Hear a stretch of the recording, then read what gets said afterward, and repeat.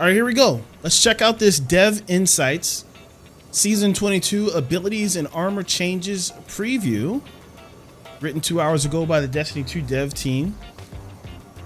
First up, exotic armor. In Season 22, we will be rolling out the second wave of changes to exotic armor, following up the first wave of changes that went out at the start of Season 21. We settled on one primary goal for this balance pass: bolster underused exotics. We took a look at several exotics that weren't seeing a lot of usage in any game mode and targeted those for buffs this time around.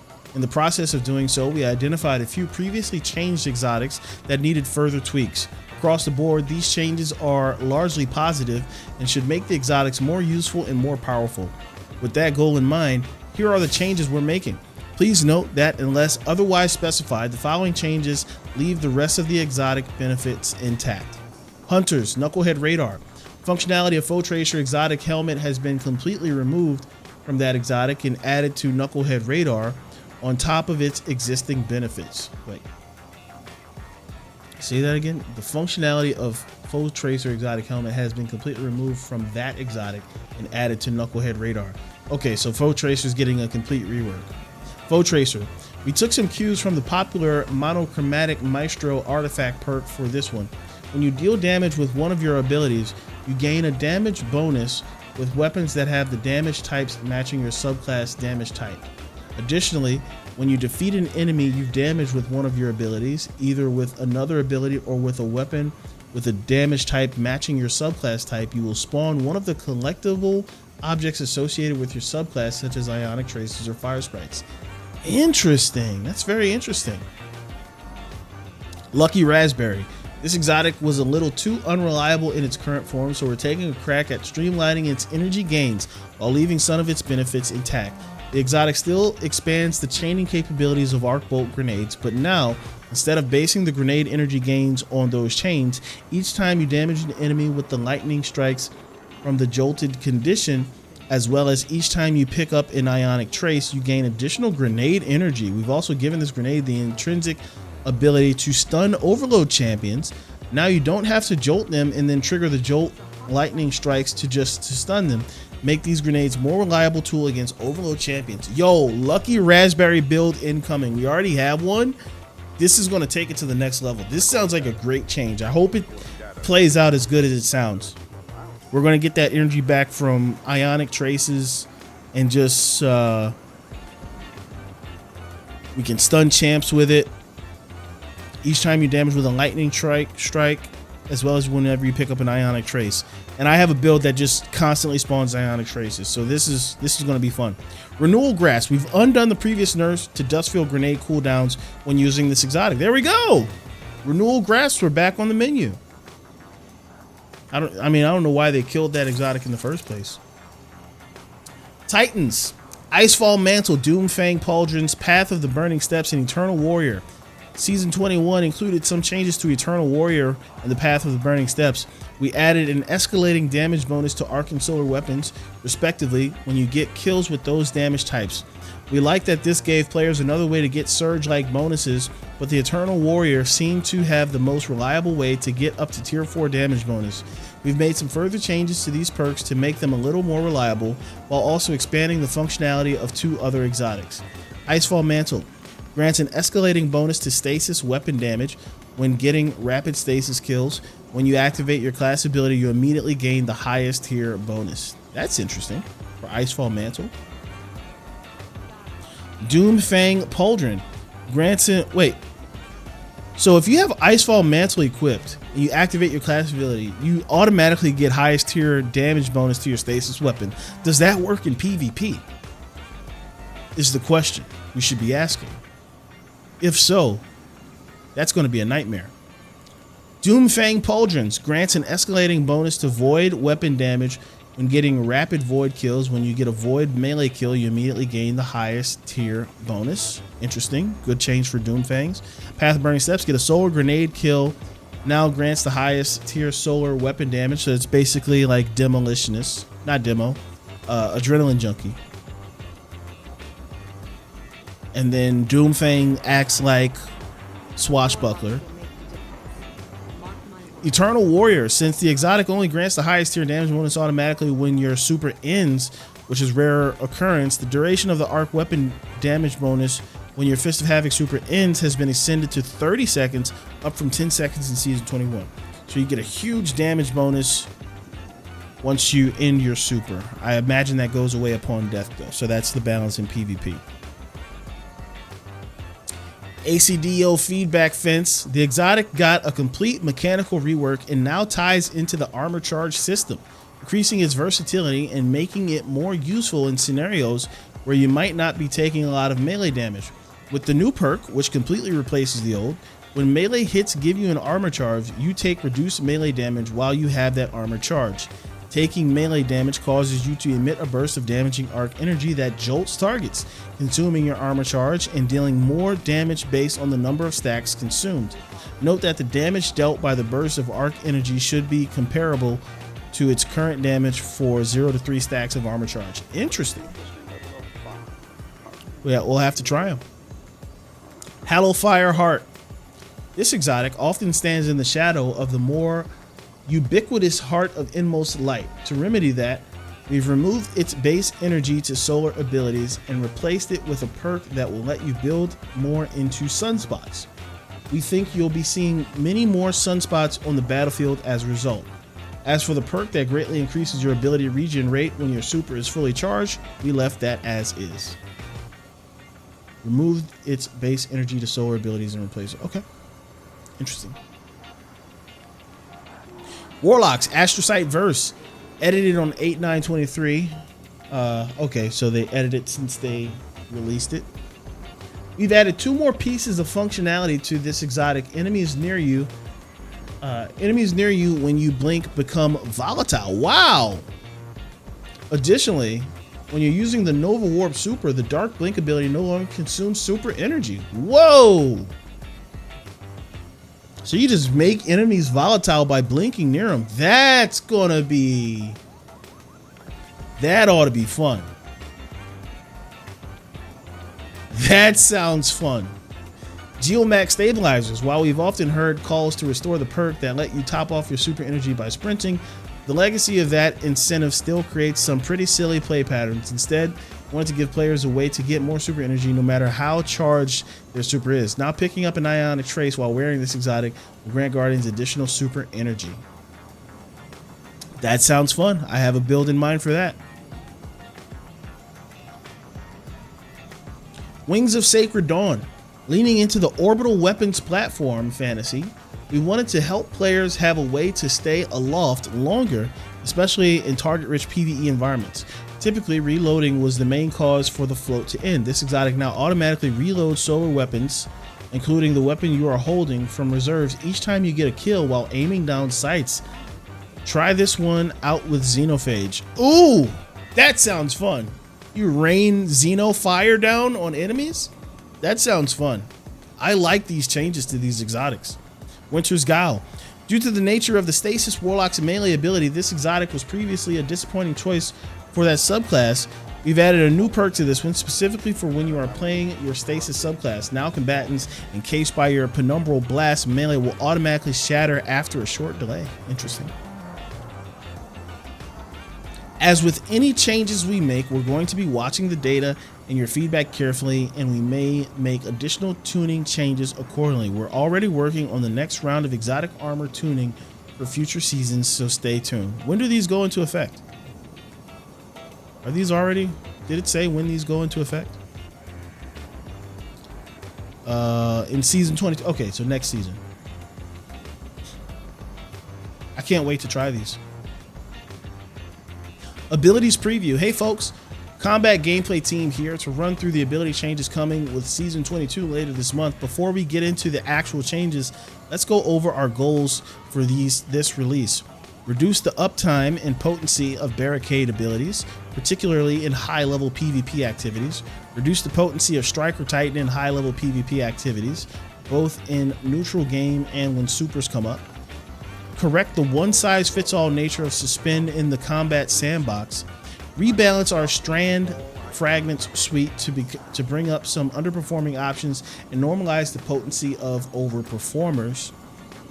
Okay, This is the nerf discussion. So they begin with the buffs to make us feel good, and now they're nerfing some stuff. Let's get into it. Starting off with Barricade, this ability is a potent tool for closing off lanes, bunkering under fire, creating safe spaces to get a revive, and gathering information from relatives safely. In PvP specifically, the prevalence of barricades can slow down the pace of play in a manner that doesn't have much in the way of meaningful counterplay. We've been experimenting for a while with opt-in ways to play around barricades, including anti-barrier rounds via the artifact or exotic weapons, origin trace, subclass buffs, tuning the damage special weapons deal to barricades, and more. These were all meant to increase an attacker's ability to remove barricades from the equation. However, it's clear that in the heat of the moment, these kinds of out-of-combat decisions aren't really coming into play. So we're making some base level changes across different barricade abilities, primarily targeting the strength of Towering Barricade. In Season 22, Towering Barricade's base cooldown will be increasing significantly, and all barricade objects will receive a reduction in their maximum health pool. So Towering Barricade base cooldown increased from 48 seconds to 70 seconds. Over a minute on your Towering Barricade. All barricades maximum health reduced from 600 to 500. Damage resistance versus PvE combatants increased to compensate. Okay. At this time, we're not extending the Towering Barricade cooldown change to the Bastion variant, which already has a base cooldown time of 100 seconds. However, the maximum health reduction does apply, bringing an effective HP against players from 500 to 417. Players deal an additional 20% damage to Bastion barricades, a change we introduced in patch 4.0.0.4. Next up, Striker Titan. It probably won't surprise you to hear that Striker has been significantly overperforming in high-level PvP activities like Trials of Osiris. While we believe that a small portion of this is due to a strong focus on Arc in the seasonal artifact, we also believe that their base kit has a few elements that are too strong. We've made recent changes to both of these atoms, but neither their performance nor performance has meaningfully shifted. So we're taking another swing at Thunder Crash and Knockout. Theoretically, Thunder Crash is a one-off super, but in practice, its kill potential is closer to that of a roaming super, so we're updating its base cooldown to reflect that. As damage dealt and received is the primary factor in super regeneration rates, particularly in PvE, we believe that change will be felt most strongly in low player count PvP like Trials and Competitive without being too disruptive for our PvE strikers. Thunder Crash. Increased base cooldown from 500 seconds to 556 seconds, matching the majority of our roaming super roster. While we want Striker to live up to its fantasy of being a close quarters powerhouse, Knockout is currently too forgiving, letting players clean up engagements with the melee attacks early in a duel, especially when combined with other melee enhancing atoms. For Season 22, we're reducing its damage bonus against players, but we'll be keeping a close eye on whether that should remain for future adjustments. Knockout, reduced damage bonus versus players from 50 to 30. Interesting. Titans are not going to be happy. Last up is Strand. We've been monitoring Strand's performance since Lightfall's release. While we're happy with the way it's shaken up the sandbox across modes, there are a few outliers that we need to address. First up, Suspend. We played with a variety of suspend times during Strand development and landed on a long duration of differentiate Suspend from Stasis Freeze, offsetting the lack of a Shatter equivalent with an additional disable time. Having seen the way it's played out in the live game, we don't believe this is the right place for Suspend to live. We want to shift both its uptime and potency for a few reasons. Suspend is currently a skeleton key that solves combat problems against all combatant types. Its current duration heavily steps on the toes of Stasis Freeze, which we want to keep as the highest potency disable in the sandbox. The uptime of suspending atoms doesn't allow for meaningful player decision making them choosing where to place a hard disable. To address these problems, we're making a suite of changes across both Suspend and its supporting atoms to better carve out a healthier role for Suspend in the sandbox. The base duration of Suspend is being reduced significantly. We've further reduced it against champion combatants to ensure that they remain a core focus in combat, a problem for the fire team's survivability that needs to be addressed with urgency. We're also reducing the energy regenerated regeneration granted by Thread of Mind and Thread of Generation. We don't believe the ability uptime these two fragments grant to suspending atoms is healthy for the sandbox. We are not going to be happy. Suspend, reduce base suspend duration versus non-champion PvE combatants from 8 seconds to 5 seconds. Jeez. That's that's like what, a 40% reduction? Holy smokes. Thread of Continuity now extends this duration to 7 seconds, down from 12 seconds. Reduce base suspend duration versus champion combatants from 8 seconds to 3 seconds. Champs are getting a buff, basically. Ebontes coming in with the raid. Thank you so much, E. How you doing, man? Appreciate it. Welcome in, everybody. Increase snap damage dealt to suspended boss combatants by 67%. What the heck is snap damage?